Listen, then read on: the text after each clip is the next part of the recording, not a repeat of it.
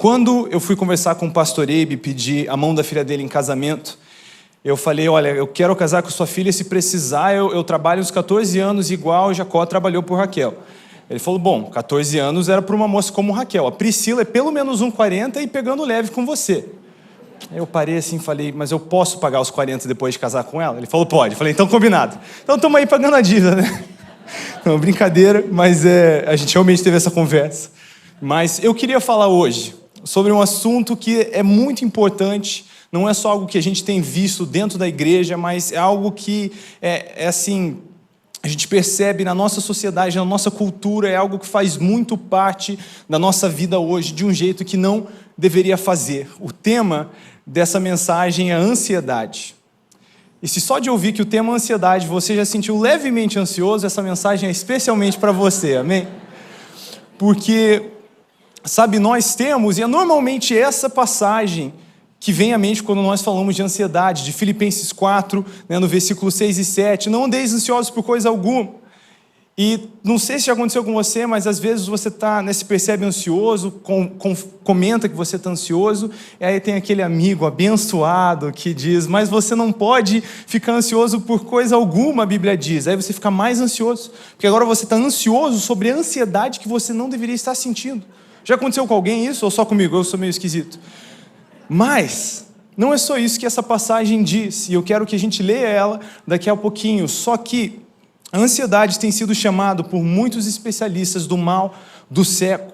É impressionante como essa década mais pessoas sofrem mais com ansiedade do que na década passada. Algo sobre o nosso estilo de vida, né, acelerado, esse excesso de informação, você acorda, não deu nem 9 horas da manhã, a sua tia já mandou no grupo do WhatsApp da família 5 notícias de tragédia ao redor do mundo, e você já toma o seu café da manhã quase que numa vibe de Maranata, vem Senhor Jesus, que a coisa está feia. Então tem esse excesso de informação, a gente acaba se conectando com pessoas ao redor do mundo e às vezes a gente absorve a ansiedade que nem a nossa, o que eles estão passando, e parece que isso tem amplificado a ansiedade que sempre existiu. Sempre existiu. Outra estatística assustadora que eu li no livro do Max Lucado, O Fim da Ansiedade, onde ele fala sobre esse assunto, livro muito bom a propósito. Ele diz que a criança média de hoje em dia, ela exibe o mesmo nível de ansiedade que o paciente psiquiátrico da década de 50. Quer dizer, o que em 1950 era um nível de ansiedade normal para a pessoa receber atenção médica, é o nível de ansiedade que a gente encontra hoje nas nossas crianças. Então, isso faz parte do nosso dia a dia, e só para mostrar isso, eu não estou dizendo quem, assim, estava perdendo o cabelo de ansiedade, mas simplesmente batalhar contra a ansiedade. Quem aqui nessa semana lutou contra a ansiedade, levanta a mão. Dá uma olhadinha. A minha mão não está levantada de exemplo, tá? Eu também batalhei contra a ansiedade nessa semana. E normalmente a gente pensa nessa passagem de Filipenses 4:6, mas eu quero que a gente leia ela na íntegra, não só o começo dela. A definição, antes disso, de ansiedade é aflição, angústia, perturbação do espírito, causada pela incerteza. E segura aí essa ideia que daqui a pouco a gente vai voltar para ela. Vamos ler Filipenses 4, no versículo 6 e 7. Não andeis ansiosos por coisa alguma. Essa é a parte que alguém sempre fala para você quando você está ansioso.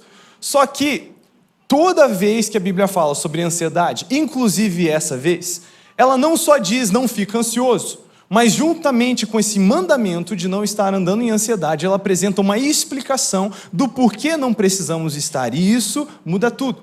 Porque seria uma coisa eu dizer para você, brother, não se preocupa com aquela conta que você precisa pagar. E é outra coisa completamente diferente de dizer, brother, não se preocupa com aquela conta que você pagar, porque eu mesmo vou pagar por ela. É um exemplo, tá? Hoje de manhã eu falei isso e um cara falou, amém. É uma coisa eu dizer, não se preocupa com a sua fome, mas é outra completamente diferente de dizer, não se preocupa com a sua fome, porque daqui a pouco nós vamos comer um churrasquinho, Porque eu não sou só te dizendo, não sinta algo, ou não faça isso, mas eu estou te dando um motivo pelo qual você não precisa. Faz sentido? A Bíblia, toda vez que ela fala sobre ansiedade, inclusive nessa, ela nos apresenta o porquê. Então vamos analisar rapidamente essa passagem na íntegra, tudo o que ela diz, porque essa passagem aqui é a fórmula, o antídoto contra a ansiedade, amém? Eu quero que você repita isso, a fórmula contra a ansiedade. Nessa semana, se você se sentir ansioso, eu quero que você lembre dessa fórmula, nesse mês, nesse ano. Eu espero que para o resto da sua vida, você se lembre desse exercício bíblico e volte para essa passagem aqui. Mas olha só o que a Bíblia diz. Não andeis ansiosos por coisa alguma. Vamos parar aqui e analisar já isso do começo. Eu acho interessante que a palavra de Deus nos ensina a não andar em ansiedade, algo contínuo, porque eu acredito que até certo ponto é inevitável você se deparar com ansiedade, porque às vezes você recebe uma notícia, às vezes tem uma situação acontecendo na sua frente, e aquele intuito de ficar desesperado, de sentir aflição ou angústia pela incerteza de como as coisas vão ter o seu desfecho ou como elas vão acontecer, nós sentimos isso, mas nós não podemos andar em ansiedade. Por quê? Porque ao invés disso, nós devemos apresentar todos os nossos pedidos diante de Deus pela oração e súplica. Então olha só que a Bíblia diz, que interessante, não andeis ansiosos por coisa alguma. Ao invés disso, antes disso, sejam em tudo os vossos pedidos conhecidos diante de Deus pela oração e súplica. Então a Bíblia diz, não ande ansioso. Ao invés de andar ansioso, apresente ao Senhor em oração o motivo da sua ansiedade. Então é isso que a Bíblia nos ensina a fazer. E como nós fazemos isso? A Bíblia diz com ações de graças. Com ações de graças. Por que nós fazemos essas orações, esses pedidos, já com gratidão em nossos corações? Porque nós temos um Deus que nos ouve. Amém? E segundo, nós temos um Deus que, apesar de ter olhos e ouvidos por toda parte, quando nós chamamos papai, Ele tem olhos e ouvidos só para nós. Só para cada um de nós. Então nós temos um Deus que nos ouve, um Deus que nos responde, e é por isso que nós fazemos esses pedidos já com gratidão. A passagem continua dizendo, quer dizer, então, após você fazer essas coisas, a paz de Deus, que excede todo entendimento, guardará os vossos corações e os vossos pensamentos em Cristo Jesus. Agora, gente, pergunta, qual é o tema da passagem? Então, uma pergunta com resposta óbvia. Guardará os nossos corações e os nossos pensamentos do quê? Uau! Que preciosa essa fórmula contra a ansiedade. Não andeis ansiosos por coisa alguma.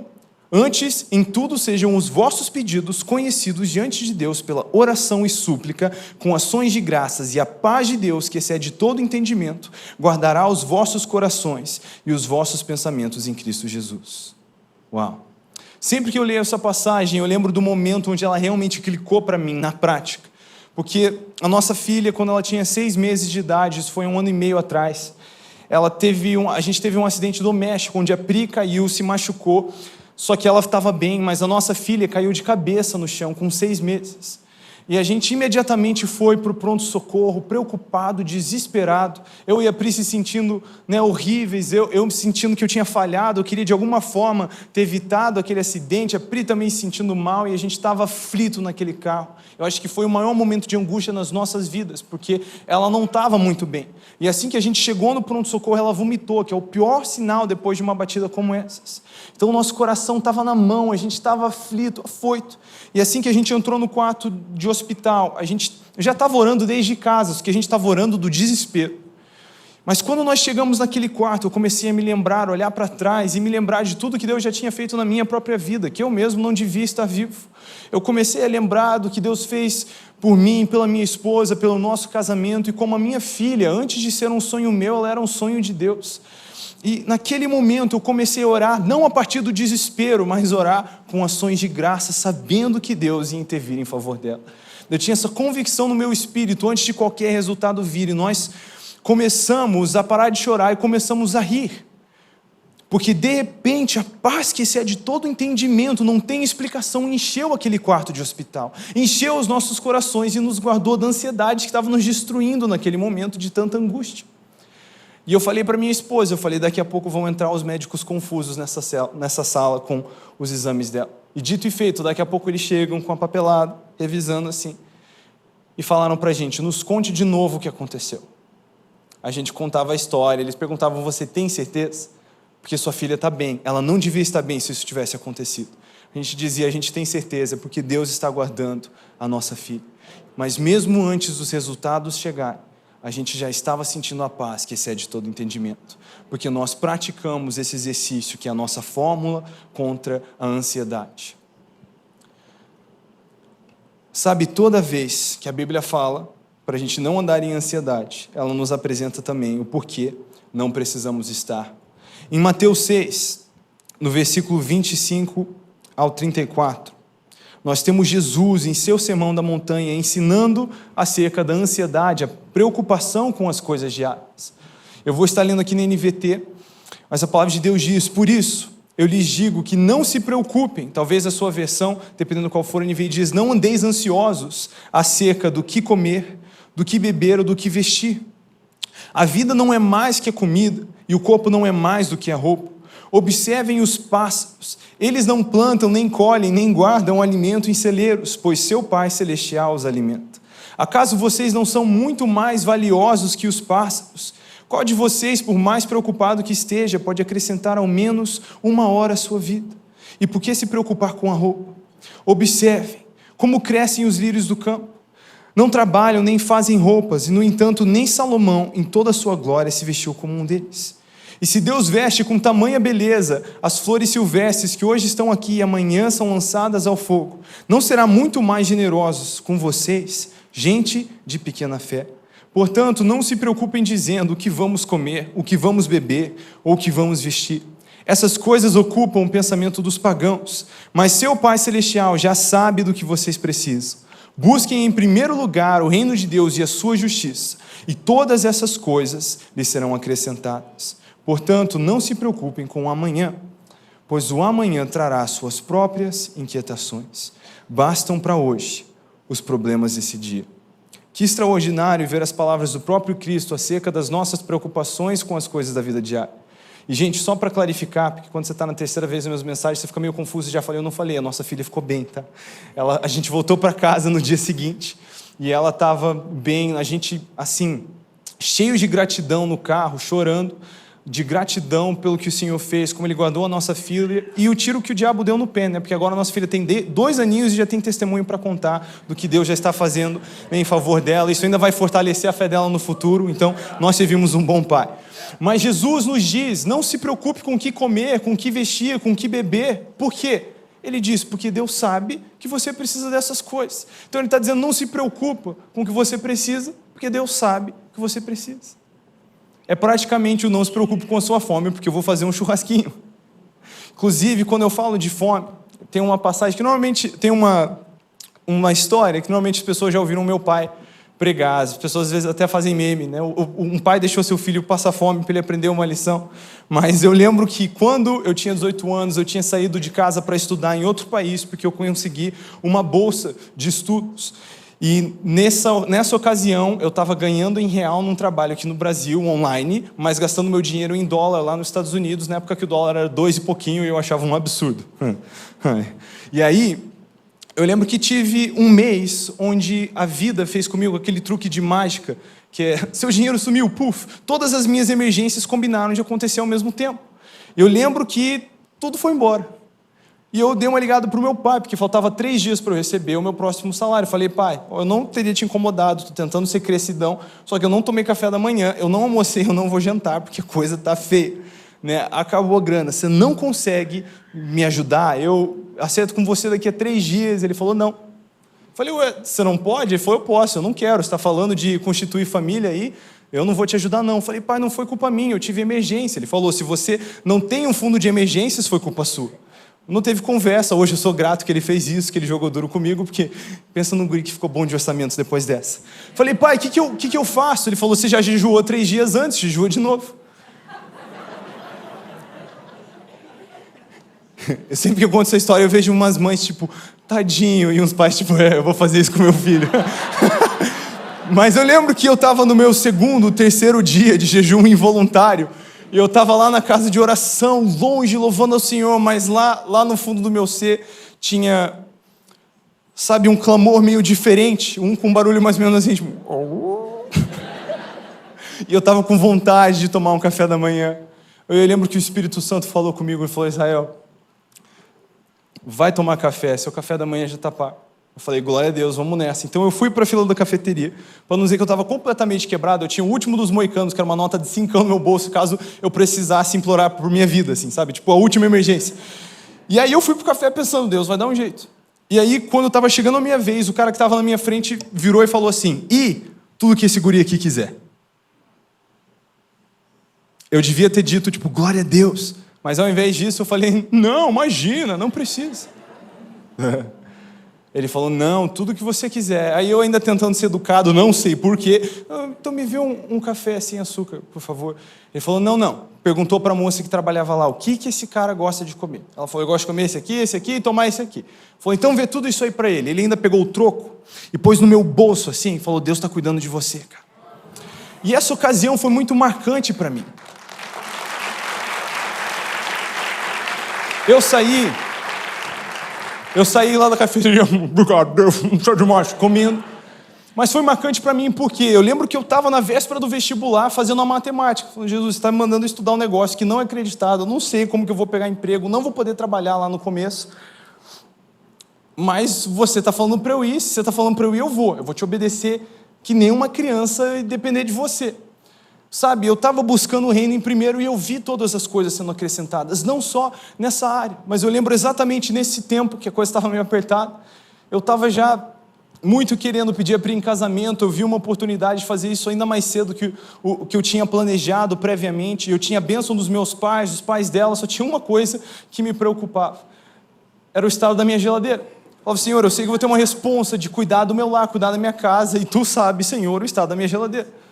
Mas é porque eu estou correndo atrás do que você me falou para correr. Eu não estou correndo atrás de dinheiro.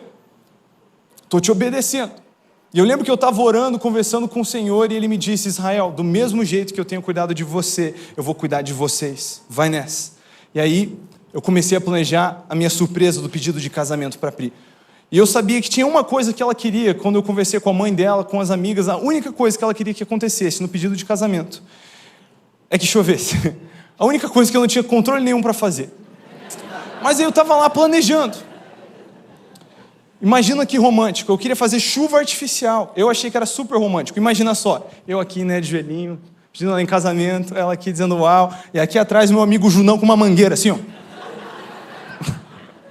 E quando eu estava planejando isso, eu não estou brincando, diante de Deus, o Espírito Santo, com clareza, tirou onda da minha cara. Eu estava planejando isso e eu senti Ele falando tão claramente comigo, tipo... chuva artificial, num tom de risada. Eu comecei a rir junto, falei, você tem uma ideia melhor? Ele falou, deixa comigo. Eu falei, então tá bom. Previsão de chuva? Nada, a gente não estava tendo muita chuva nessa época. Eu fui lá, fiz a minha surpresa, pedi ela em casamento, ela disse sim, começou a chover. E isso eu não estou falando de uma necessidade, eu estou falando de uma coisinha, um mimo. Na verdade, começou a chover tanto que a gente precisou se proteger da chuva. Acho que foi a maior chuva que eu já vi na minha vida. Assim. Foi escancarado que foi Ele que fez. Mas Ele fez. Por que eu digo isso? Porque nós temos um Deus, Ele nos ensina que se nós nos preocupamos em primeiro lugar com o Seu reino, Ele quer se preocupar com o resto, ao ponto de que eu não devia nem precisar me preocupar com essas coisas básicas, porque Deus não quer que eu perca o meu sono sobre essas coisas que Ele quer cuidar de mim. Eu não estou falando da gente viver jogando tudo para o desorganizado. A boa mordomia com todos os nossos recursos é algo bíblico, algo que nós temos que fazer, mas lá no fundo do nosso coração a gente precisa saber de quem vem a nossa provisão. Amados, eu vejo até hoje, o Senhor vem cuidando de nós, conforme a minha família foi crescendo, nós oramos, e aí, Senhor, está na hora de ter filhos? Está na hora. E de novo a oração que eu fiz foi, Senhor, dizem que criança é caro, né? Mas a resposta foi, do mesmo jeito que eu tenho cuidado de vocês, eu vou cuidar de vocês. E depois Ele me disse de novo, do mesmo jeito que eu tenho cuidado de vocês, eu vou cuidar de vocês, e vamos ver onde a coisa vai parar. Porque eu não tenho medo, irmão. As pessoas perguntam, você tem 24 anos e 2 filhos, você não tem medo? Não tenho. Porque eu sei quem cuida da minha família. Amados, eu não digo isso como frase de efeito, de coração. Se a economia do mundo implodisse, não tivesse pão para comprar, eu tenho certeza que Deus ia dar um jeito. Se precisasse, Ele mandar as aves do céu trazer pão e carne para a minha família. Porque Ele é o nosso provedor. A gente está buscando em primeiro lugar o Seu reino. E nós vamos ver todas as coisas sendo acrescentadas. Inclusive, muitas vezes, quando eu falo dessa passagem, eu ensino também sobre a área relacional, né? Para vocês jovens solteiros, alguns já beirando o desespero, Senhor, será que o único casamento para mim é o casamento do Cordeiro? Você pode descansar em Deus, continuar buscando o reino em primeiro lugar e todas as coisas vão ser acrescentadas. Mas Israel, Mateus 6 aqui está falando de comida e bebida. Mas gente, quem que criou a gente para se relacionar? A Bíblia diz que Deus faz com que o homem solitário habite em família, é a invenção dele também. Eu tenho a sensação de que ele também quer prover nessa área. Na verdade, Provérbios 18, no versículo 22, e Provérbios 19, 14, falam que um cônjuge é uma dádiva, um presente do Senhor.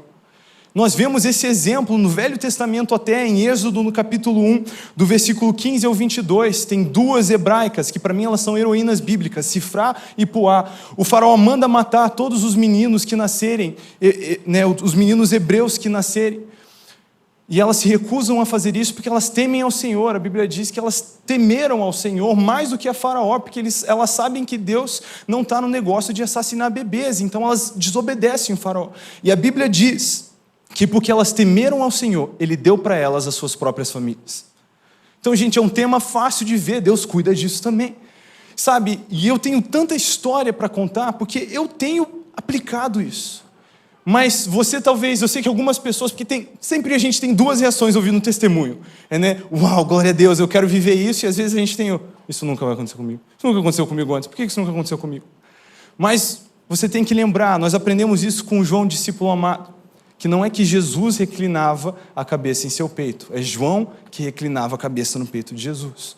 Nós temos todo o amor dele, mas o que a gente vai fazer com isso? Porque talvez, se você está se sentindo assim, será que isso pode acontecer comigo também? Você está precisando fazer isso aqui, ó. Amém? Isso pode acontecer com cada um de nós. Não é que eu sou o filho favorito de Jesus, de Deus. Eu me sinto assim. Eu me sinto filho favorito, mas você também pode se sentir, amém? Porque Ele quer ter esse tipo de relacionamento com cada um de nós. Mas, de novo, a Bíblia diz, não ande ansioso sobre o que comer, o que beber, o que vestir, porque Deus sabe que você precisa disso. Ele sabe do que você precisa. 1 Pedro 5, no versículo 7, diz, lance sobre ele toda a sua ansiedade. Por quê?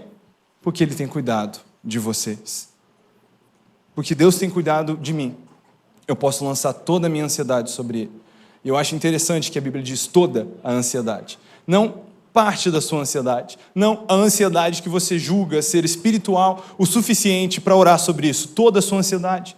Quer dizer que não importa se é uma situação no seu emprego, na sua vida familiar, nos seus relacionamentos, se é uma unha encravada do seu pé, se isso está te trazendo ansiedade. A Bíblia apresenta uma só destinação para isso, é lançar isso sobre o Senhor. Apresentar isso em oração para Ele. Nós precisamos entender que Deus é um bom Pai, um Pai amoroso que se importa com seus filhos. E que Ele quer nos patrocinar para viver essa missão que Ele tem para a gente. Buscar o reino em primeiro não fala só de uma ocupação, de você trabalhar numa igreja, trabalhar no ministério em tempo integral. Todos nós somos discípulos em tempo integral. Até o próprio trabalho que nós temos como igreja é equipar o corpo de Cristo para continuar sendo essa organização que vai dominar o mundo lá fora. É equipar os santos, é esse o propósito aqui. Então, o seu emprego, ele é, na verdade, uma fachada para cumprir a grande comissão. Amém? É isso que nós fazemos. Então, independente de onde você está, existe um jeito na sua vida onde você pode buscar em primeiro lugar o reino de Deus e a sua justiça. E Deus quer fazer essa troca com você, porque Ele não quer que você precise ir trabalhar preocupado com o seu salário, com o que você vai comer, com o que você vai vestir. Porque esse tipo de coisa ocupa os pensamentos daqueles que não conhecem a Deus, a Bíblia diz.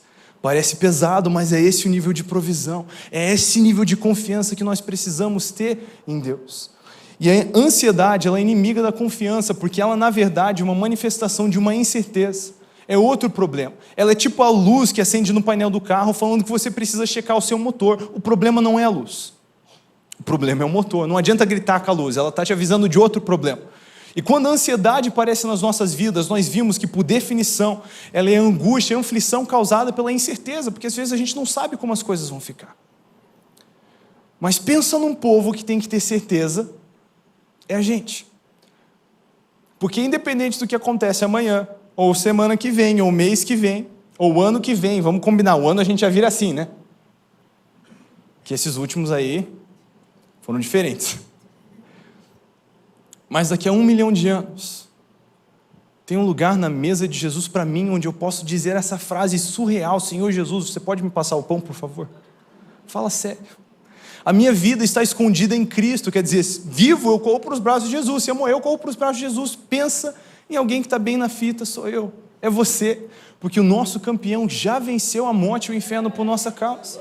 Nós temos paz para sempre. E Ele quer patrocinar a gente para viver livre, leve e solto. Eu não sei você, para mim isso parece maravilhoso. Se preocupar correndo dele, em vez de ter que ficar se preocupando comigo o tempo inteiro. É algo extraordinário. E de novo, quanto eu mais pratico isso, eu vejo Deus cuidando de cada coisinha. Cada coisinha. Filipenses 1,6. A Bíblia diz: eu estou plenamente certo de que aquele que começou a boa obra em vós há de completá-la até o dia de Cristo Jesus. Deus não é um Deus que começa algo para não terminar. Eu não sei você, mas quando eu estou fazendo meus devocionais no Velho Testamento e eu começo a ler sobre o povo de Israel, às vezes eu tenho uma raiva, assim, quase um ranço com o povo de Israel, uma vergonha ler. Alguém aqui passa raiva do povo de Israel? Como pode, gente? Que teimosia, que incredulidade. Você vê lá, eles estão lá no Egito, pedindo para Deus libertar eles, aí Deus vem, se manifesta com mão forte e poderosa, sinais e maravilhas, e tira o povo do Egito. Eles saem do Egito com a lancheira feita, com todas as joias das tias do Egito, eles estão lá cantando: Deus é bom demais, a gente vai te amar para sempre, nós confiamos em ti, você nos libertou. Aí de repente começa a vir o exército de Faraó. Aí eles começam a dizer: foi por falta de onde morrer no Egito que Deus trouxe a gente aqui para fora. Foi para morrer aqui. É isso que Deus estava fazendo. Ele me enganou. Foi pegadinha. Nós vamos morrer. Acabou. Eles se deparam com o mar vermelho e eles já estão nessa. E Deus vai lá e se manifesta com mão forte e poderosa de novo. E Ele abre o mar para o povo passar. E Ele fecha o mar no exército de Faraó. E eles começam a cantar de novo: Deus é bom demais. Deus cuida de mim. Aí eles começam a passar fome. Falam: foi para morrer de fome que Deus tirou a gente do Egito. Porque lá tinha isso, e aqui, tô com fome. A barriga de novo, né? E reclama, fala: Deus nos abandonou. Aí Deus faz chover café da manhã do céu. Imagina, você se acorda, se espreguiça na sua tenda, bota a mãozinha para fora assim, maná tá na mão. Das rochas jorravam água para o povo beber, porque eles tinham sede. Aí eles reclamam do calor, e tem um pilar de fumaça durante o dia, fazendo sombra para o povo passar, liderando o caminho. Durante a noite, um pilar de fogo para esquentar eles, aquecer eles no frio da noite, para iluminar o caminho, continuar conduzindo eles, as crianças, a criançada correndo com os marshmallows assim perto do pilar de fogo. Mas de novo, quando aparece um desafio, a atitude deles é dizer: é para morrer aqui. A gente fez viagem para morrer longe de casa, é isso. E a gente fica lendo, fala: como pode? Deus fica fazendo e eles ficam duvidando. Mas o duro é que a gente faz igual, né? E que a gente faz pior. A coisa mais difícil sobre passar raiva do povo de Israel quando você está fazendo seu devocional é quando você enxerga um espelho assim. Eu fiz isso semana passada. Porque o cara está lá orando para entrar numa vaga de emprego que ele sabe que ele não tem chance de conseguir, seria muito improvável, mas ele queria muito. E ele está lá orando. E ele vê o favor de Deus, ele consegue essa vaga, ele compartilha o testemunho no Life, porque foi uma porta que Deus abriu. Só que ele começa a ter dificuldades, crise dentro do emprego. Aí ele, foi para morrer aqui que Deus me tirou do Egito. Foi. Deus me abandonou, estou sozinho nessa. O casal orando para engravidar, não podia ter filhos, aí eles engravidam um milagre, churrasquinho com a família para celebrar, estão com as mãos para cima, mas aí começam a enfrentar dificuldades na criação de filhos, ou aparece uma enfermidade, e eles, foi para morrer aqui que Deus tirou a gente do Egito.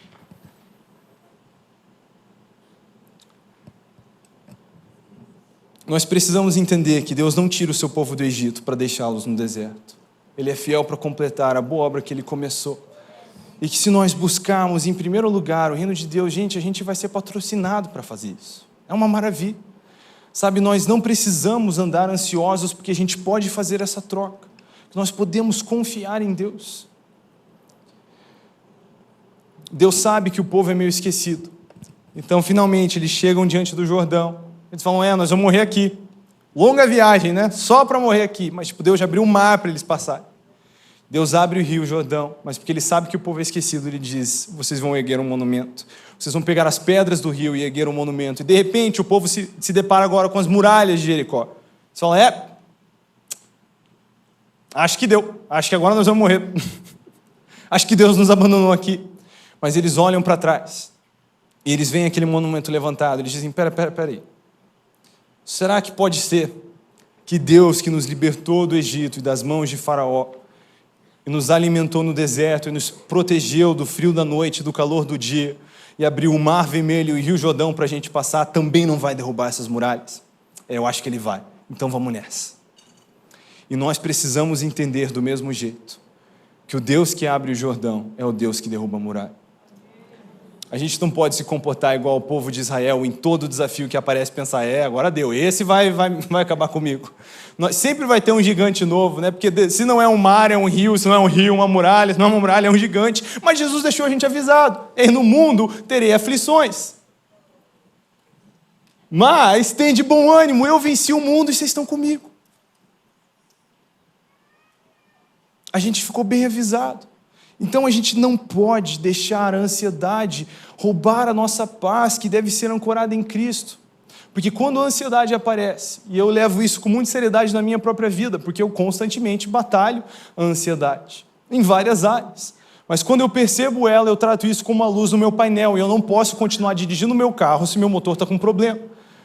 Então eu não ando ansioso. Quando a ansiedade aparece, eu vou falar com o Senhor, e eu começo a abrir sobre o que está me deixando ansioso. E como o povo de Israel, eu olho para trás e eu começo a ver os monumentos, e eu lembro daquele testemunho, aquela vez que Deus fez isso comigo, aquela vez que Ele cuidou de mim, aquela vez que Ele cuidou da minha filha, aquela vez que eu não tinha o que comer, Ele ainda me deixou comer um cafezinho da manhã. E de repente o meu coração se enche de fé e a minha confiança começa a crescer. E quando a minha confiança cresce, a minha ansiedade desaparece. Sabe, porque eu acredito que pela amplificação disso, nós até normalizamos isso um pouco. Mas, biblicamente falando, Deus não quer que você ande em ansiedade. Eu acredito que nenhum de nós quer andar em ansiedade. Sabe, muitas vezes a gente fica carregando isso quando não é essa a vontade que Deus tem para nossas vidas. Porque se a ansiedade, de novo, angústia e aflição causada pela incerteza, ela é uma manifestação da nossa falta de confiança no Senhor. E eu não digo isso como julgamento, como para te condenar. Eu digo isso como um irmão na fé que também luta contra a ansiedade, mas consegue ver essa verdade com clareza nas Escrituras. Eu tenho que tratar isso como é. Quando eu percebo a ansiedade, eu vou analisar a minha confiança, e conforme a confiança cresce, a ansiedade ela desaparece. Sabe, constantemente o Senhor nos manda fazer loucuras. E às vezes eu fico meio preocupado, mas eu lembro que é Ele quem cuida de mim. E conforme a confiança cresce, a ansiedade desaparece. A ansiedade não é só um problema. Nós temos um mandamento bíblico contra a ansiedade, o que faz da ansiedade, na verdade, um pecado. E pecado não é uma palavra mística para dizer que algo é muito, muito feio. Na verdade, pecado no Novo Testamento é uma palavra muito prática, ela é hamartia, no grego, que significa errar o alvo. Quer dizer, quando você tenta jogar um papel no lixo, você erra. Aquilo é hamartia, é errar o alvo. A mesma palavra que pecado. Quando você erra o caminho para ir para algum lugar, hamartia, pecado, errar o alvo. Quando um arqueiro atira num alvo e não acerta, hamartia, errar o alvo. Do mesmo jeito, o pecado, de todo jeito, é errar o alvo do que Deus tem para nós como nosso Criador e idealizador. Então nós precisamos tratar a ansiedade como que ela é pecado. E eu não digo isso de novo para trazer peso ou condenação, mas é que a gente precisa tratar isso como a Bíblia trata isso, para que a gente possa viver livre disso. Amém? Então, nós não temos somente um mandamento contra a ansiedade. Isso é para trazer conforto aos nossos corações. Nós temos a explicação, motivos pelo qual nós não precisamos andar em ansiedade. Nós podemos confiar em Deus, precisamos deixar a nossa confiança nele crescer. A nossa fé precisa ser como a de Sadraque, Mesaque e Abednego, que prestes a serem lançados numa fornalha por conta de sua fé no Senhor. Eles dizem, nós sabemos que Deus pode fazer. Nós conhecemos o que Ele é capaz, nós conhecemos o seu poder. Nós sabemos que Ele vai fazer. Nós sabemos que Ele pode, nós sabemos que Ele vai. Mas mesmo se Ele não fizer, Deus seja louvado. Então nós precisamos olhar para as coisas com essa mesma fé. Deus pode fazer, Ele vai fazer, e mesmo se Ele não fizer, porque isso é confiança de que nós temos um Deus que é bom, um Pai que é maravilhoso e que nos quer bem. Quer dizer, Deus pode me tirar dessa, Ele vai me tirar dessa, e se Ele não me tirar dessa é porque Ele tem algo melhor em mente.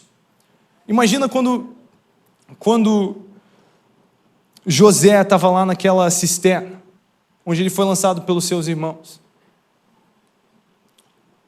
Ele provavelmente estava orando para ser tirado dali.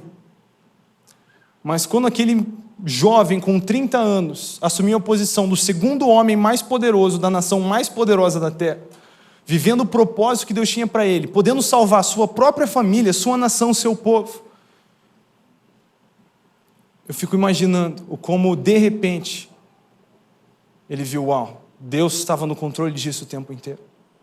Sabe, nós precisamos confiar no Senhor, amém? Para encerrar, eu só queria contar uma história que eu vi uma vez, de um voo que estava tendo uma turbulência. E era uma turbulência muito agressiva, o pessoal estava meio assustado. Até os bodybuilders, assim, grandão no avião, estavam soltando umas orações de reconciliação, assim, abafadas, sabe, lá no fundo do avião. Senhor, meu Deus, perdoa por tudo que eu fiz.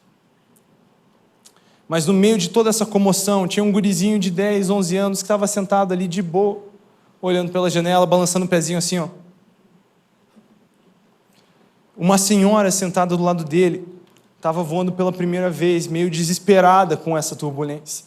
Quando ela olhou para o menino e viu a calma dela, ela falou, esse menino deve ser aquelas crianças que começam a viajar de avião cedo. Então ela foi puxar conversa com ele e perguntou, esse tipo de turbulência é normal? Ele respondeu, eu não sei. Aí ela ficou meio curiosa. Falou, mas você não voa de avião bastante? Ele disse, não, é a primeira vez. Aí ela ficou confusa. Falei, por que você está tão calmo? O menino abriu um sorriso. Ele disse, meu pai é o piloto. Eu não sei qual é a turbulência que você está passando nesse momento, mas eu ouvi dizer que o piloto é dos bons. E a sua palavra nos ensina que nós podemos confiar nele.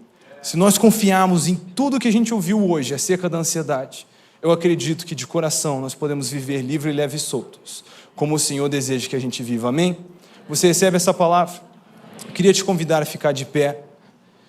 E eu quero fazer 3 convites hoje. O primeiro deles é um convite ao arrependimento. Se você sente que você tem andado em ansiedade e que isso tem roubado a sua paz de uma maneira, uma proporção que não devia acontecer, e você sente a necessidade de se arrepender perante o Senhor, eu quero te convidar a fazer isso, porque nós precisamos tratar o pecado como pecado. Muitas vezes, em comparação com coisas que parecem mais sérias, a gente às vezes não dá muita bola para o pecado. Mas eu acho importante nós exercermos a prática bíblica de se arrepender. Então, se você sente, cara, eu nem sei quanto tempo atrás eu me perdi na ansiedade que eu estou hoje, mas a coisa está feia. Eu queria te convidar a orar hoje, se arrependendo, não num espírito de constrangimento, de condenação, mas entendendo quem é o seu Pai e como Ele quer que você viva livre disso. Amém? Então, se você hoje gostaria de se arrepender da maneira como você tem andado ansioso, eu quero te convidar a fechar os seus olhos e conversar com o Senhor.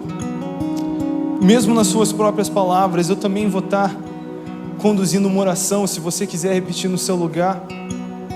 Mas fale com Deus. Senhor Jesus, hoje nós nos arrependemos pelo espaço, lugar que temos dado à ansiedade em nossas próprias vidas, quando a sua palavra já nos deu a fórmula para viver livre disso, quando a sua palavra já nos deu um antídoto. Seria uma tragédia nós, a igreja, o seu corpo,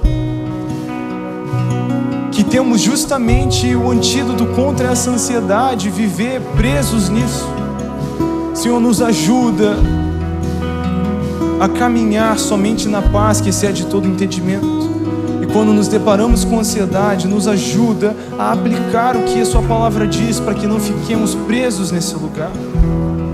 Hoje nós nos arrependemos, pedimos perdão da nossa ofensa contra você, contra a sua palavra, e pedimos que, com a sua sabedoria, isso não seja algo que se repita em nossas vidas. Em nome de Jesus. Amém.